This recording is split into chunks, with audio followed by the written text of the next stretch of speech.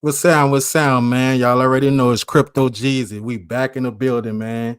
And I have the pleasure of having someone that can tell us more about, you know what I'm saying, information regarding the CMurder situation.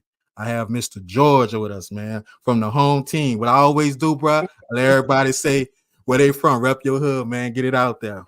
Yeah, man. So born and raised in New Orleans, man. We grew up uptown and we moved across the river in Avondale on the West Bank. So That's what's up. So first and foremost, bro, like I said, I'm always make sure I told you this behind the screen. I'm gonna tell you this in front of everybody. Thank you for coming, man. It was like one call, that's all, and I'm loving that everybody are reaching out to, Sean. I just want to know, show you appreciation for that. man, thank you for me, man. You doing like great things on the platform. Rookie of the year, hands down. I appreciate it. Hey, Bang ain't gonna like that. Yeah, I try to tell him, man, go and give me that title, bro. Let me get that, bro. But, yeah, man, I appreciate that, bro. I'm on it. I hit the ground running, bro. And ain't too many people, you know what I'm saying, to say they did that. But Right. I watched them though. I said, man, homie came out the gate like that, man. yep, monetized in 10 days. I got to did whatever they need, 1,000 subscribers in 7 days, monetized in 10, man. Come on, man. Homie said he didn't even do that. I said, yeah, man. You know, but that was, a lot of help from a lot of people, man. I didn't know who they is. I want to say thank you for that. Yes, But sir. let's get on to it. So for the people that don't know who you are, can you please explain and tell them what's your relationship or what's your reason of being part of the CMurder case? Yeah, it was my little brother that got killed. So I'm Steve Thomas's brother. A jury found CMurder, whose real name is Corey Miller, guilty of second-degree murder for killing 16-year-old Steve Thomas at a West Bank nightclub in 2002. Miller's family cried foul after the verdict was read. You think this will be overturned on appeal? Oh, absolutely, to be overturned on appeal, without a doubt. The reason? Monday afternoon, jurors told Judge Hans Liljeberg that they were deadlocked. Liljeberg ordered the jurors to continue deliberating. That carried into Tuesday morning. Tuesday morning, the jurors told the judge that a female juror slept during some deliberations and kept quoting the Bible. That juror asked to be removed. Liljeberg denied it. Then the jury reached a guilty verdict, only to have the judge not validate the verdict since one juror was crying. That's my relation to it. And I have been quiet, like I said, for 20 years. Boss Talk gave me the honor of going on there first and letting the story, hearing from my standpoint. And then because he was who he was, a lot of people called in, and I guess they started like looking into it. And I was shocked, bro, that a lot of people was actually riding with me. That more than half, because initially it was all trollers and everybody bashing me and all that, but I know on this internet you gotta have bulletproof emotion. So I just let that off my back. I said, man, I endured people talking for 20 years, so it's my turn now. Right. Big facts. And then you're right about having that bulletproof emotions. So before you knew to have that, how was you taking it at first? Before you knew you had to have the bulletproof emotions? It was still hard because you hear I was in the feds when it happened. So I wasn't there. So you get like 20 different stories. You hear Wango was the trigger man. You hear CMurder was the trigger man. You hear Wine Flowers was really the trigger man. And they just ain't want to take it when he came to the death penalty and all that stuff. So you hear like a bunch of stories. So it wasn't until I came home and I did my own research that I came to my conclusion. Okay. We're not gonna get all into that, You'll leave that to to y'all on your part. But when you found out, you know what I'm saying, the situation, you said you was locked up. How did you hear about it? Like, was it the chaplain came, or you called home and got so I was in the feds, and the chaplain came, bang on the door, get you up, tell you got death in the family. And then I called home and they tell me it was my little brother, because at first I thought it was my older brother, the one who graduated from Cohen. Because he came home from Desert Storm and he was wilding, so I thought it was him. Okay. But yeah, it was the little one. So if you don't mind me asking, what was you in the feds for? Attempted murder. I don't mind. Oh yeah. Okay, Stepper. All right. No, I'm on nerd time, baby. I'm on straight nerd time. Yeah. I feel that. That's crazy. But so when you did find out and all that, but I never seen was you able to go to the funeral, or the feds is different from the state? No, so they want you to pay for the escort and all that stuff, which I ain't have it. So Right. and I ain't really want to go anyway because my last memory of him, I wanted to Keep that. life, yeah. And I know that now. Then I just didn't know what it was, but I was like, I ain't really want to go anyway. But now I'm glad that I didn't go. That's what's up. That's what's up. So as of today, how do you feel like was it, I know when that happened, I can't say I can relate to it, but I could just, I kind of feel like when you find out something like that, your hatred go out to people quick. Yeah, it was. I hated dude, and I wanted like retaliation. Like I say, I was never one to play bully or in the streets or none of that, bro. But I am one to defend myself.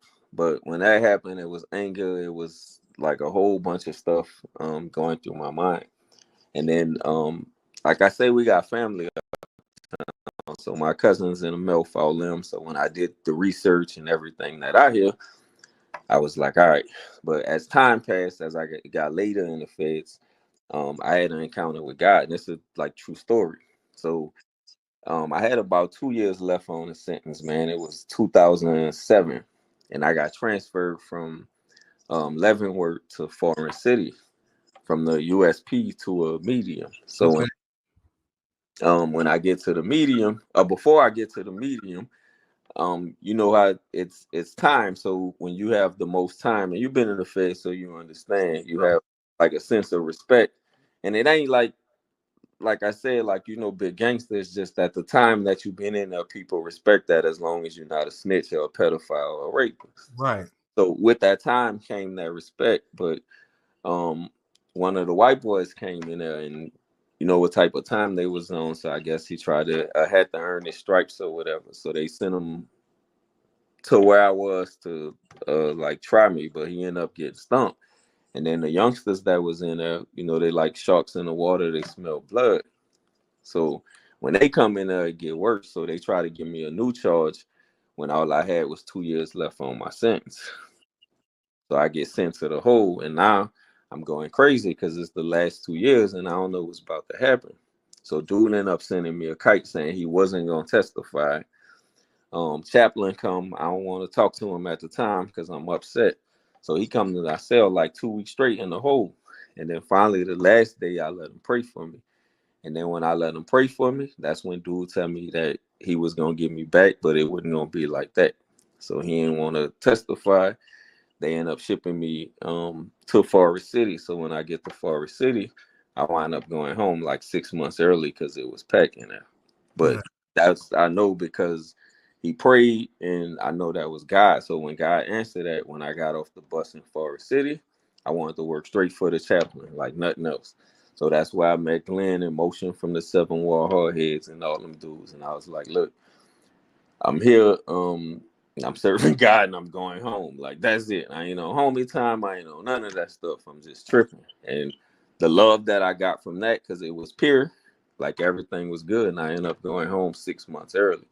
So that changed my mind even on the other stuff. But I still wanted to know what happened. So I didn't get out with intentions to do nobody harm or on no gangster time or none of that. I just wanted peace for my family and to find out what really happened. Because I'm like, if dude didn't do it, then let's have whoever did it, if they still alive, serve their time and have dude come home if he really didn't do it. But that's why I started my own research.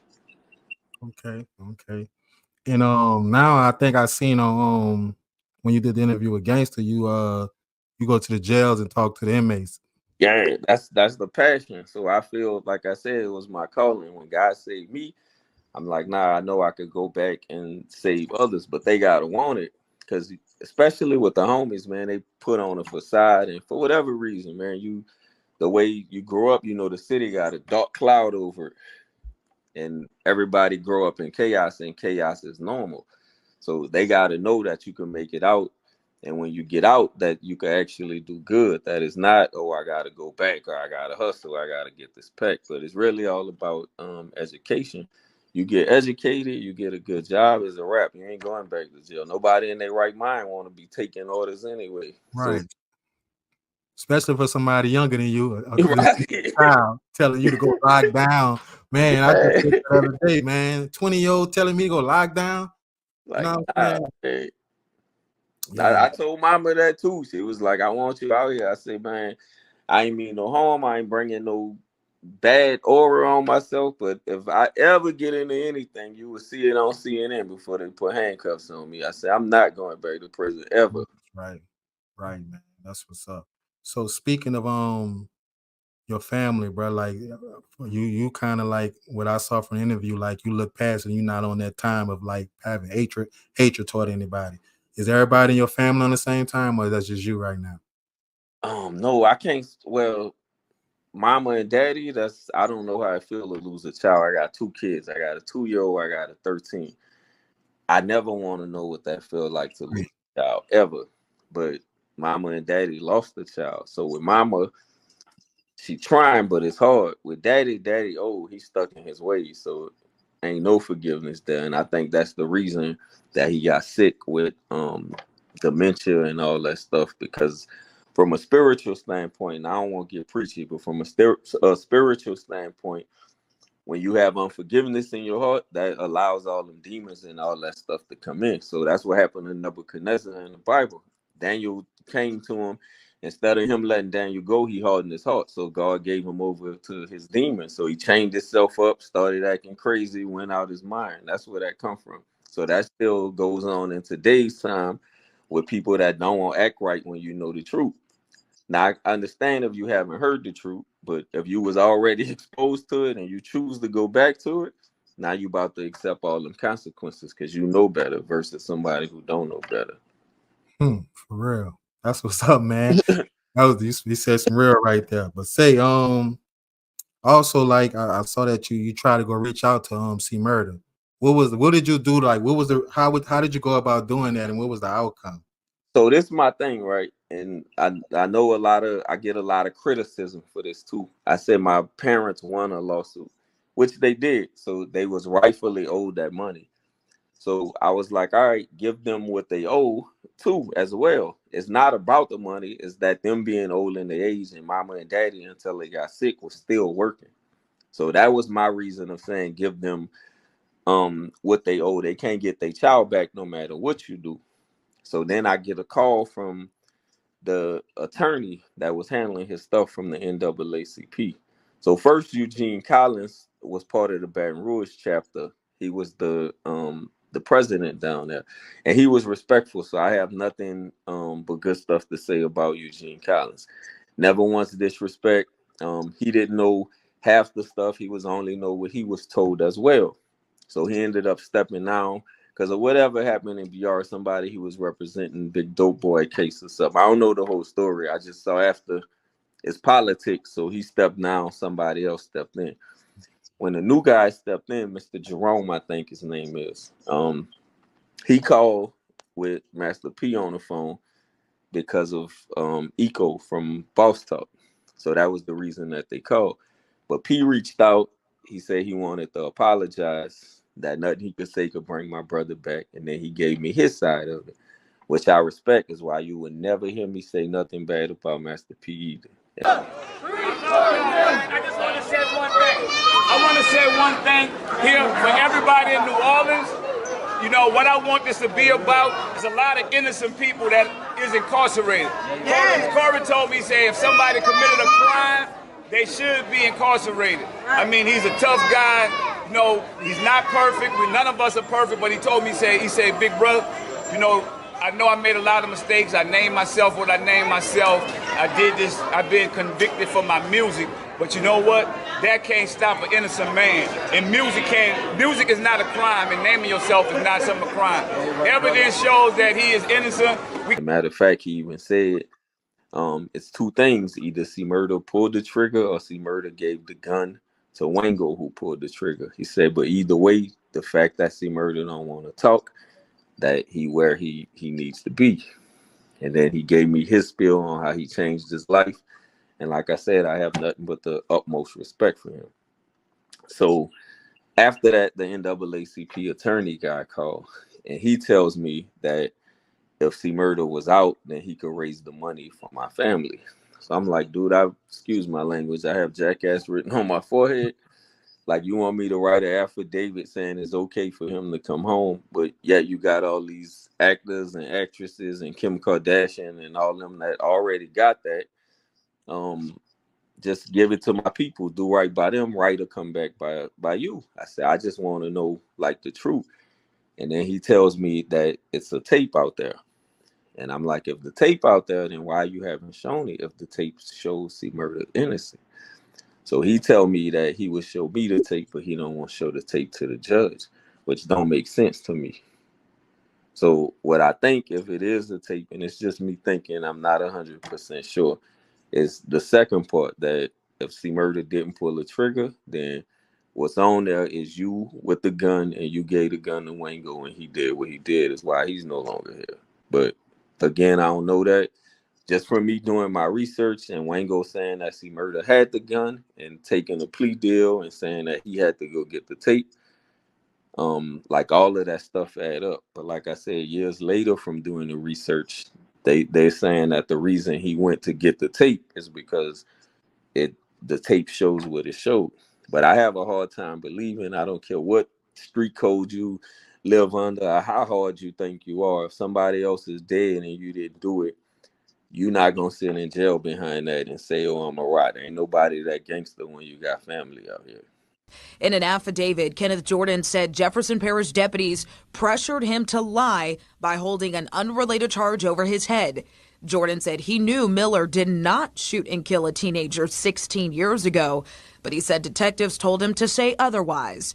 Now, all these years later, Jordan says he wants to right his wrong, and Miller forgives him. I want him to know I'm not upset with him, and I'm proud of him. And me and my family, my daughters, especially, we thank him. For real, I mean, it's a life change. Right. That logic, that's why that logic doesn't make sense to me. Okay. So I'm sorry. So let me answer it. So from that, I had wrote him kites before. Like, I was trying to talk to him, but he thought I was trying to record the conversation.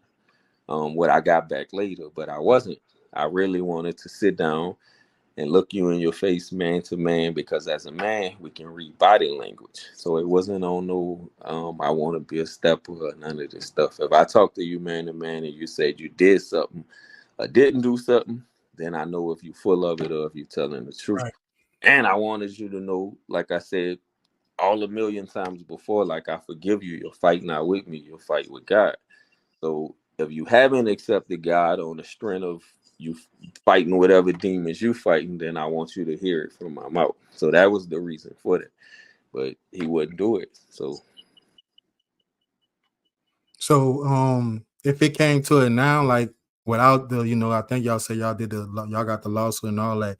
If it came to any way for him to get out now, would you be okay with that? No, they didn't get it. They won it, but they didn't get the money because he filed bankruptcy. Oh, okay.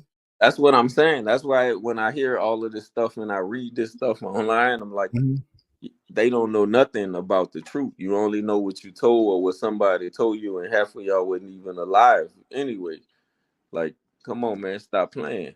But so that's what it was. That's why I was advocating for him to say, okay, give my parents what you owe them, and then right will be done by you. It wasn't a stimulation of, oh, it costs money to get out of jail. No, that's not what I was saying. What I was saying was, just like a parole board, if you're remorseful and you done something and you're remorseful, then I want to hear, I'm sorry, A, B, C, D, I did this, or I didn't do this, such and such did this, but either way, I'm sorry. But I can't even get that. That was my reason for saying that stuff comes with, hearing from him. It wasn't about the money. It was me wanting a sincere apology and wanting to talk from him, which Master P gave. That's why I said I never say nothing bad about Master P. Okay. And with CMurder, we still waiting for him to want to talk. There's nothing. That's it, bro. Just call me. write the kite back, whatever the case, however you want to do it. But I'd rather hear from you, and I don't want to hear from people that's supposed to represent you because they got their own intentions. And then the story may get mixed up. Who says I'm going by what they told me? But no, I didn't hear from him. So maybe it wasn't him and somebody else twitched the story. But whatever it is, I don't want to talk to these little flunkies. Like, miss me with that. You're not scaring me with your tough guy talk, like none of that. I'm on a different time and I answer to a higher power. So y'all fighters with God and not me, period. That's right. That's right. So one thing I want to ask you, since we, I want to touch the bases on that. I think that was good enough right there. I just want your opinion, since I feel like this is gonna be. I'm gonna drop this real soon, so I think it's gonna be in a good topic to talk about this. Mm-hmm. What's your view on this Super Bowl thing with Lil Wayne and No Limit? Like, how do you feel about them picking Kendrick Lamar over? I think it's messed up, man. It's Wheezy. So I can see if it was anybody else, even if and no disrespect to BG because I like BG, but even if they say, oh, why BG wouldn't have, the catalog as far as nationwide is not there, even though the local superstardom is there. But Lil Wayne got a whole generation of kids across the world with face tats and dreads. Like, he changed the game. So for Lil Wayne not to perform, I'm like, come on, man. That's a slap in the face for the city, the entire city. You ain't know. I just did a video on that, bro. I heard me saying it, and Gangsta was saying, yeah, y'all wouldn't understand with Hurricane Chris, and everybody like, man, but that's two different levels, bro. You putting right, together. Yeah, and no disrespect to Hurricane Chris either, but he ain't no Lil Wayne, man. Right. And 50 a big dog, so if 50 coming spending money in the city, then yeah, I get it, and I do agree with Hurricane Chris. Like, he should have reached out, but Hurricane Chris just went hard in the paint on why. So I wouldn't have took it that far, but right. I understand. But with Lil Wayne, you can't put Lil Wayne in that category. This man catalog is top 5, dead or alive, man. You gotta, like, it's Tunchi. You gotta give him his pride. Change the whole game from rock and roll to you go to his concerts. Is whites, Asians, Hispanics, and like more than blacks or something. Like, he packed the arena, man. Like, the boy got Taylor Swift type of fans on his side. So how can you not put him in that Super Bowl? But who knows? It may be like Kendrick may bring him on stage. That's still like a slap in the face. Honestly. I know he ain't the main attraction. I get it and I agree, but they whole thing is like Kendrick might pull him on stage, do the Mona Lisa or whatever. But I thought when P got the nomination, that for sure, in my mind, and I would have loved to see a Cash Money No Limit halftime. Like, that's what I thought they was gonna do. Like, put on for the city the way Dre, Snoop, and 50 had did for Cali. Yeah, that's what I say. And I was thinking about, I think we was talking about him in Gangsta today. Like, that would have been a good look for the brain. No Limit and Cash Money, that beef that everybody think they have, that would have squashed it right there at the right time.